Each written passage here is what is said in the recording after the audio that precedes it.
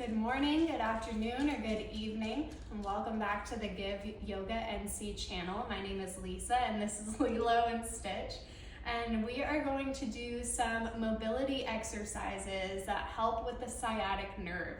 So if you experience sciatic pain like I do, I got to learn these exercises relatively quickly and got to know them pretty well. And I'll just show you the things that help me whenever I experience sciatic pain. So we'll go ahead and get started on all fours. Spreading our fingers nice and wide. Our wrists are on top of or underneath our shoulders. That'd be weird if they were on top. And bringing our knees directly under our hips. We want to think about engaging into the core. Bringing our belly button to spine. And bringing the tailbone towards the back of the room. And the crown of the head towards the front of the room. As you inhale, we're going to draw the chin up and tailbone up, drawing the shoulder blades towards one another. And if you experience sciatic pain, you're going to want to be careful on this next posture. As you exhale, you're going to round through the back body, spread the shoulder blades away from one another, and slightly tuck the tailbone. Just being very mindful of not fully tucking it. If you're hypermobile like me, you can over accentuate this motion and it'll make it a little bit more painful. So just being very mindful as you inhale, lifting through the heart, lifting the chin, lifting the tailbone. Exhaling, drawing belly button to spine, tucking the chin, spreading the shoulder blades away from one another. 2 more rounds, following your breath.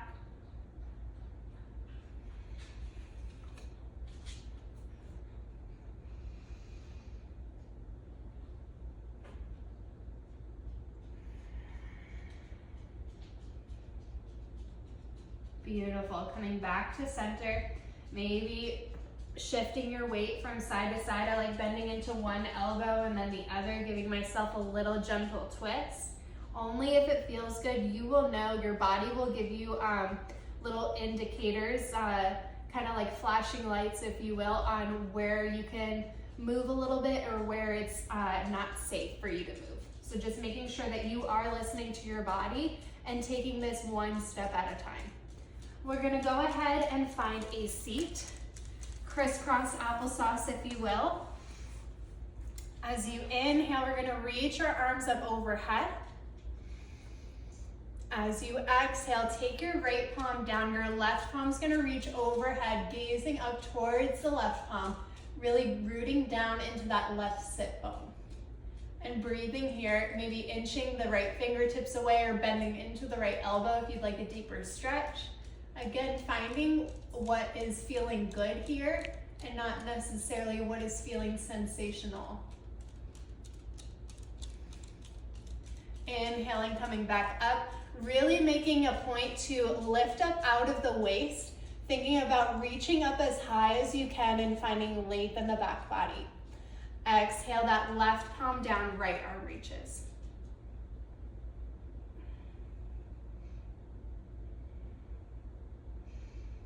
Again, rooting down into that right sit bone. Trying to find a comfortable inhale and exhale. And coming back through center. Beautiful. So from here, Stitch, I'm so sorry, but I'm gonna have to move you. We're gonna come onto our backs. I'm gonna face sideways, but you can face the long ways on your mat. And we're gonna take our feet to a 90-degree angle. So we want our hips in line with our knees and then our knees in line with our ankles. We're gonna take our arms as wide as we'd like. And then we are going to find a gentle rock from side to side, using our obliques to lift us back up to center and exhales to bring us back over. Making these as little or as big as you'd like. The knees can find contact and the ankles can find contact with the floor, but if that sciatic nerve is not having it, maybe just making them a little tiny rock. Massaging the low spine. and then finding stillness. I want you to think about grounding the low spine down to the earth by bringing belly button to spine. So tucking the tailbone a little bit and really trying to push the lumbar spine down, or the low spine, right where your rib cage meets the abdomen.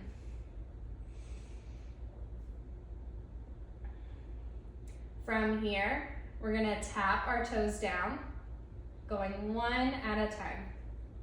Trying to keep that contact with our lower back to the mat. Inhales bring us up, exhales tap the toe down.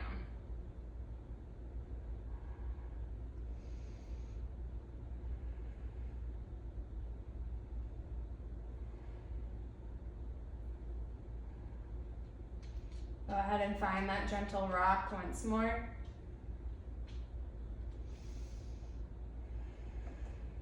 Beautiful. From here, we are going to ground one foot down and extend one leg up to the sky. Interlacing fingers behind the back, really.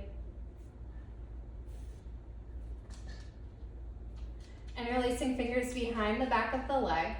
We're going to inhale, flex the toes towards you.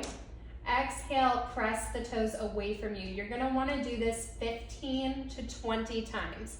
This is called nerve flossing, and this is something that I noticed really helped me whenever I get a flare-up with my sciatic pain.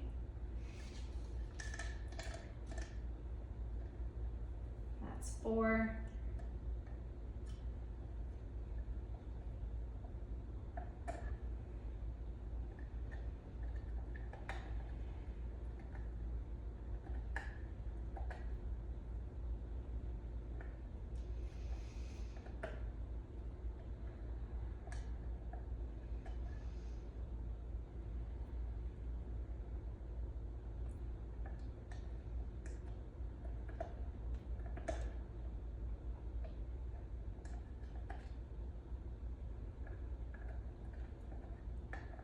Beautiful. We'll go ahead and switch to the other side.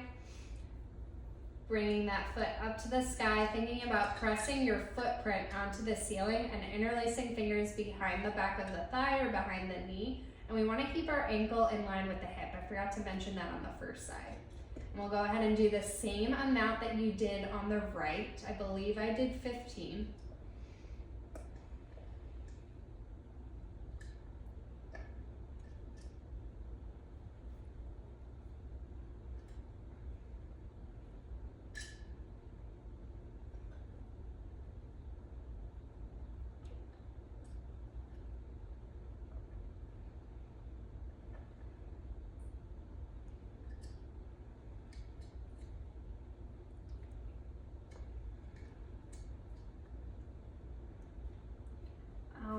And then going ahead, taking your feet mat width distance and rocking the knees from side to side if it feels good. If not, you can just find stillness, taking knees into the chest or finding any other position that feels like a reset for your body.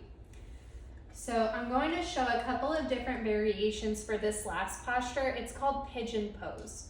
And there are a couple of ways to do it. One way to do it, if your body is feeling a little bit more mobile, is you'll cross your ankle over your thigh. You can stay in this figure 4 position, but I don't recommend this position if you are feeling a little bit more tight.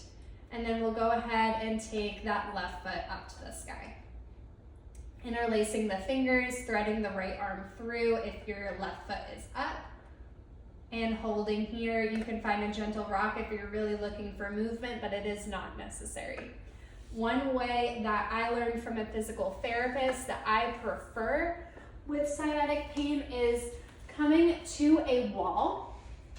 This helps the low spine stay grounded. And we'll take our foot to that 90-degree angle again, bringing ankle in line with knee, knee in line with hip, and taking the opposite ankle over that knee. You can take your hand and press that thigh away from you if you're needing a little bit more sensation, and just holding here for about 20 to 30 seconds. It is very important to breathe in every single posture that you do invite in this practice, as our breath is able to release that inflammation and help the circulation of our blood kind of regulate all of that messiness that's happening in our sciatic area. That's all I got for today. I hope you enjoyed. If you did, please give us a like and comment below what pose you like the best, and I hope to see you next time. Thank you. Namaste.